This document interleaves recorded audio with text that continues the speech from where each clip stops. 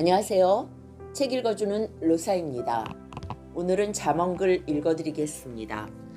두 번째 화살 피하기. 고통을 다루는 기술.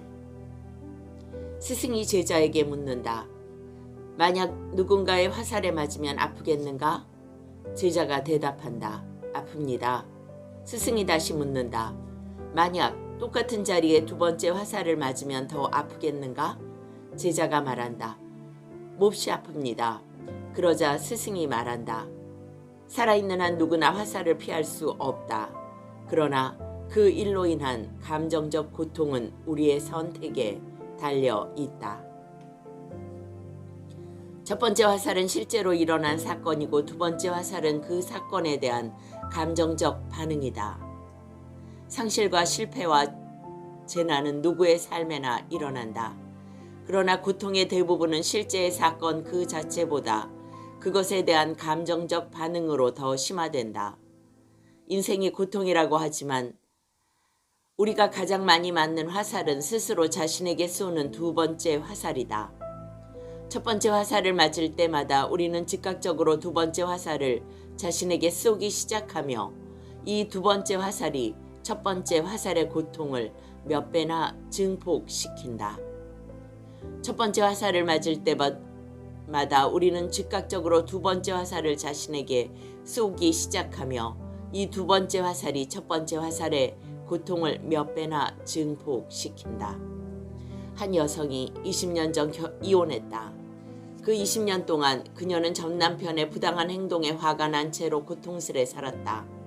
자식들과 친구들 앞에서 그에 대한 비난을 멈추지 않았고 어떤 남자도 믿지 않았기 때문에 누구와도 한 달 이상 관계를 지속하지 못했다. 스스로 쏜 두 번째 화살이 너무 많이 박혀 있어서 사랑의 감정이 싹 틀 공간이 없었다. 분노로 인해 그녀의 삶은 얼어붙었으며 모든 관계가 제한적이 되었다. 백혈병 선고를 받고서야 그녀는 분노를 무덤까지 가져가고 싶지 않다는 것을 깨달았다. 사랑하지 않고 삶을 허비한 것이 너무 후회되었다. 인생 수업의 저자 엘리자베스 퀴블러 로스를 찾아온 그녀는 평화롭게 살 수는 없었지만 평화롭게 죽고 싶다고 고백했다.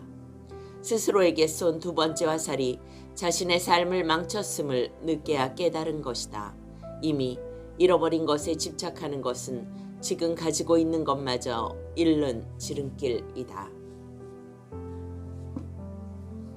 불쾌한 사건이 심리적 불행으로 이어지는 경우는 흔하다. 차를 운전하고 가는데 다른 차가 방향 지시등도 없이 끼어든다. 우리는 금방 흥분해서 감정적이 된다.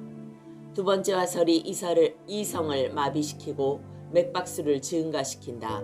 주말을 비워두고 명상 프로그램에 등록했는데 하루 전에야 취소 연락이 온다. 숲속 명상센터에서 마음의 평화를 얻으려던 계획은 한순간에 분노의 감정으로 바뀌어 주최 측과 자신에게 두 번째 화살을 쏘기 시작한다. 선의의 마음을 가지고 도와주었는데 돌아온 것은 배신이다. 형제와 친구 사이에서 흔히 일어나는 일이다. 그 경험만으로도 상처가 큰데 두고두고 우리를 괴롭히는 것은 스스로에게 쏘는 감정적 화살이다. 내 친구가 터무니없는 누명을 쓴 적이 있다. 그로선 억울한 일이었지만 인간 심리의 왜곡된 면을 사로잡기는 쉽지 않다. 진실하고 정의롭다고 자부하는 이들도 자신의 이익과 질투심 때문에 누군가를 희생양으로 삼곤 한다. 이 악의적인 비난 때문에 그와 가깝던 이들까지 등을 돌렸다. 조금만 상황을 살펴봐도 헛소문임을 알 수 있었지만 사람들은 때로 진실에는 관심이 없다. 진실이 신발끈을 묶고 있을 때 거짓은 지구를 반바퀴 돈다. 억울한 배신감, 증오, 복수심이 꿈속에서도 그를 괴롭혔다. 그리고 그 감정들이 그로 하여금 현재를 생생하게 살지 못하게 막았다. 화분의 뿌리가 꽉 차서 분갈이가 필요한 식물처럼 마음속 화분에 부정적인 뿌리들이 뒤엄켰다. 우리는 상처 입은 감정들이 자신의 삶을 방해하는 것을 너무 오래 허용하지 말아야 한다. 나는 그 친구에게 물었다. 어느 것이 그를 더 괴롭히는지, 일어난 사건인지 아니면 그것에 대한 자신의 감정적 반응인지. 마침내 그 친구가 그렇게 했듯 우리는 두 번째 화살들을 단호히 뽑아버려야 한다. 누군가를 원망하면서 자신에게 화살을 쏘아대기에는 인생이 너무 짧은 것이다. 우리는 두 번째 화살들을 단호히 뽑아버려야 한다. 누군가를 원망하며 자신에게 화살을 쏘아대기에는 인생이 너무 짧은 것이다. 화살에 맞으면 아픔을 느끼되 그 아픔을 과장하지 말라고 붓다는 충고했다. 병이 난 제자를 찾아가서도 아파하되 그 아픔에 깨어있으라고 가르쳤다. 상처에 너무 상처받지 말 것, 실망에 너무 실망하지 말 것, 아픔에 너무 아파하지 말 것.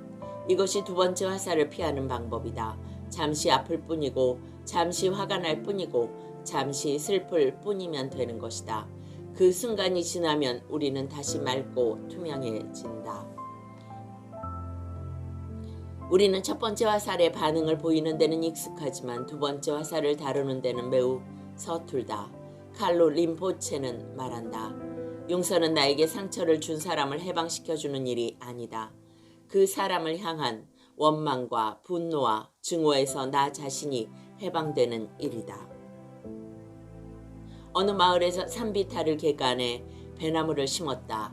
배를 많이 수확해서 가난에서 벗어나고 자신들도 배를 먹기 위해 마을 사람들은 열심히 물 주고 거름 나르며 희망을 쏟아부었다. 해마다 키 크는 배나무를 보는 것만으로도 행복했다. 그런데 몇 해 뒤 그 나무들에 열린 것은 배가 아니라 사과였다. 애초에 묘목을 잘못 골랐던 것이다. 배나무에 오랫동안 많은 기대를 걸었던 마을 사람들은 실망이 너무 커서 그 사실을 받아들일 수 없었다. 그들은 그것이 사과라는 사실을 부정하고 배라고 부르기 시작했다. 그러자 또 다른 문제가 발생했다. 마을에 이미 사과나무가 있었고 그 나무에서 사과가 열리고 있었기 때문에 기존의 사과를 뭐라고 불러야 하는가 하는 것이었다. 혼란을 피하기 위해 그들은 그것도 배라고 부르기로 했다. 그래서 이제 그들에게는 사과가 존재하지 않게 되었다. 배를 팔러 시장에 갈 때마다 다른 마을 사람들은 사과를 배라고 부르는 그들을 놀리고 비웃었다. 그런 식으로 어딜 가나 조롱을 피할 수 없었다. 자신들이 기대한 배가 아니라 사과를 매단 그 미친 나무에 대한 배신감과 수모감이 극에 달하자 마침내 그들은 일제히 산비탈로 몰려가 나무를 모두 뽑아버렸다. 그래서 몇 년 동안의 수고가 물거품으로 돌아가고 그들의 마음속에는 극도의 좌절과 분노감만 남았다. 마을 사람 전체가 스스로에게 두 번째 화살을 쏘아댄 것이다. 이청준의 단편 소설 미친 사과나무의 줄거리이다. 배가 열리기 원하지만 사과가 열리는 경우는 허다하다. 삶에서 일어나는 대부분의 고통은 마음속 상상한 배와 현실의 사과가 일치하지 않을 때 일어난다. 누구에게나 일어나는 그 사건들을 우리는 즉각적으로 개인화시키고 감정을 투영한다. 일어난 일이 아니라 일어난 일에 대한 우리의 해석이 우리를 더 상처 입히는 것이다. 고통으로부터의 자유는 문제로부터의 해방이 아니라 문제를 더 복잡하게 만들지 않는 마음에서 온다. 밖에서 날아오는 화살은 피하거나 도망치면 그만이다.